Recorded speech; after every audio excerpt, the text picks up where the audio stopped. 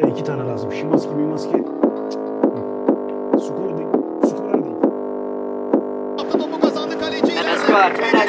Şimanski'yi düşündü. 4 gelimi. Şimanski aldı önüne. Şimanski çalamadı kaleci. Şimanski! Gol yağmuru var Kadıköy'de. Bu kez de Şimanski. Süper bir gol derbi. Şimanski geldi. Aldı. Şimanski. Şut.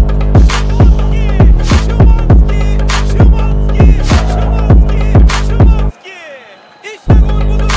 Bir Berkay. Sol sayı Samuel çevirdi. Şimanski!